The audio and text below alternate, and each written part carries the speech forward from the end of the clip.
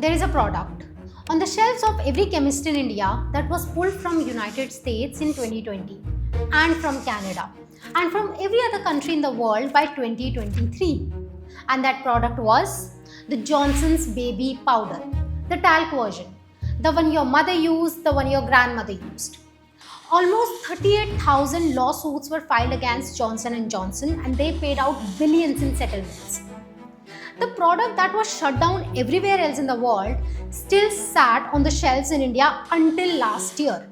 The reason being, India was 60% of their global baby powder market. And I'm not saying this to scare you. I'm saying this because this is the gap. The gap that led to a new generation of Indian D2C baby care brands existing right now. Two such founders who saw the gap and decided to do something about it. Kinshuk Mishra left his corporate career managing 3,000 crore businesses to build Awenest, a toxin-free baby and home care brand that went from 1.6 crores in FY24 to 3.5 crores in FY25, and they are projecting 10 crores this year. Whereas Varun Ghai put his own 15 lakh savings on the line to build Mama and Peaches. And I talked to these two founders with very different approaches, and this is what they told us. So when I started talking to these founders, one thing kept coming up. Not the brand, the marketing or the product, but the trust.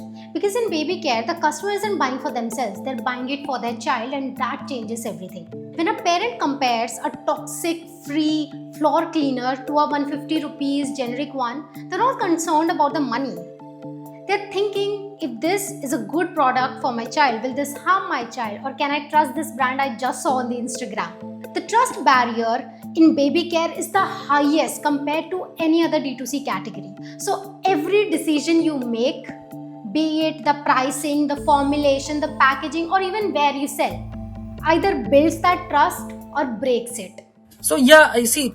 For startups, there is always a personal trigger. Okay, so the idea of sustainable living was something that was it was coming to me a lot. So we thought that this is an opportunity where, with our experience of modern trade, with our experience of general trade, that we can actually add a lot of value, because those are the difficult channels eventually, right? Parallelly, my other co-founder Jahangir, he was looking at, let's say, the consumer side of it, because his daughter was suffering from skin related issues. And so this came up that there is a, like, from demand side, from a supply side, there is a need for better for you brand. So that's how we started. When we became a parent, we felt that there was a gap in the market.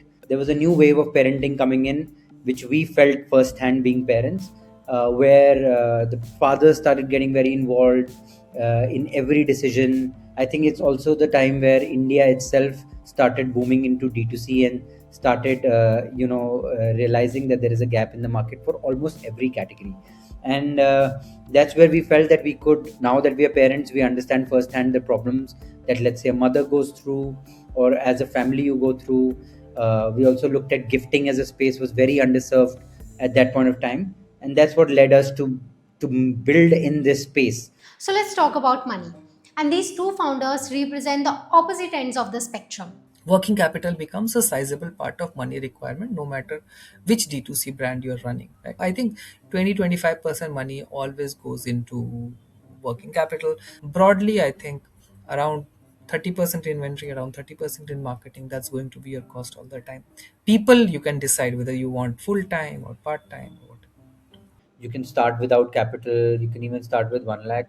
You cannot, because this is a capital intensive business. So if you do not have money, if you do not have a 2-year runway, do not enter this business. You need to have some structure. In those days, maybe 15 lakhs was a little more. Now, maybe 15 lakhs is not enough. And I'll be honest, when I asked this question, I expected completely different answers.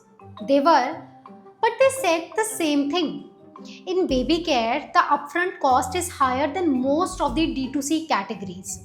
Reason being, there is testing, safety certifications, compliance, and much, much more. And none of it is optional.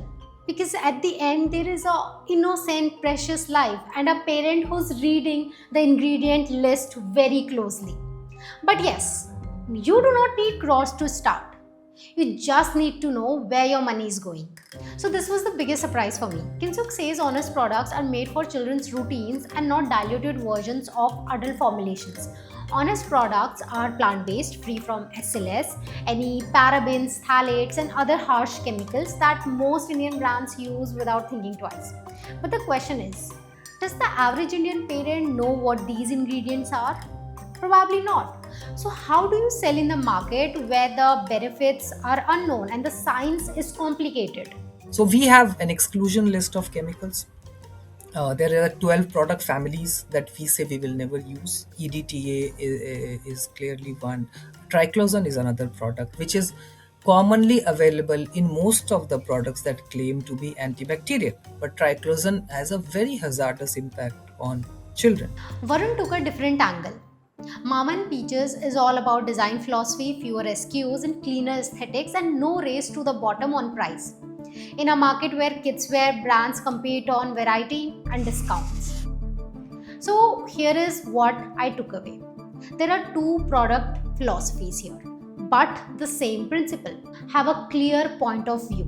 In baby care segment, the brands that stand for something are the ones that parents remember. We've done sales, we've done flash sales, we have done all sorts of festive offers.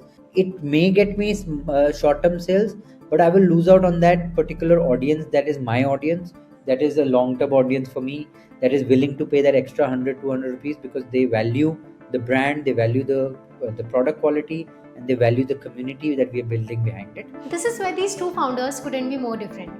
Honest does 90% of their sales through Amazon and quick commerce, so Blinkit and Zepto, whereas Varun sells through his own website, a physical studio in Horsehouse, and same-day delivery across Delhi NCR. So same category, but different distribution strategies which are working equally well. Honest hit a run rate of 70 lakhs last year, and Varun built a loyal community without ever giving Amazon a single rupee of margin. It also helps you understand how your products are doing. See, Amazon is a marketplace.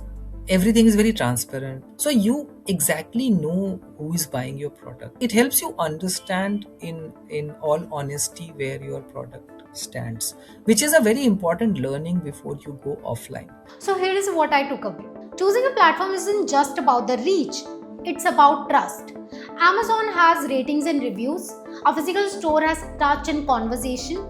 Your own website has your story and you are the commander. Each platform builds trust differently. So the question shouldn't be which platform is the best. It should be what kind of trust you need the most at the stage you are at. This is the section that differentiates baby care segments from other D2C categories. Because in this particular category, trust isn't nice to have, but it is the whole business.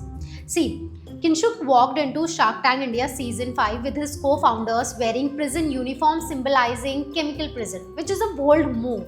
And Viraj Bell backed them up because he knew what a trust-led kid care brand can become at scale. But beyond the theatrics, did it actually work? Did it move the needle on the sales, or was it just credibility? I think it does both, but gradually we are seeing an increasing traction, right, in searches. So from sales perspective, we can already see the positive effect of Shark Tank for sure. Whereas Varun did something I haven't heard many founders do. He created these studio Saturday events where parents show up, they exchange thoughts or ask questions. There is no pitching or no promotions whatsoever. He uses community as business strategy and not just marketing channel. I use this opportunity to get feedback from that customer in real time. They're wearing the product, they're telling me, oh, this is good, the size is a little off. So there are the small insights that can literally be worth crores. In terms of your question whether it culminates into revenue, yes, big time. So there are two approaches here. Kinshuk builds trust through Amazon reviews, sending products to the parents, or that Shark Tank stunt. Whereas Varun builds trust through proximity. Real conversations, real questions, parents meet up. If you're someone wanting to start a baby care brand, you should pick a lane. Or maybe mix them up. We ended both the podcasts same way. One question.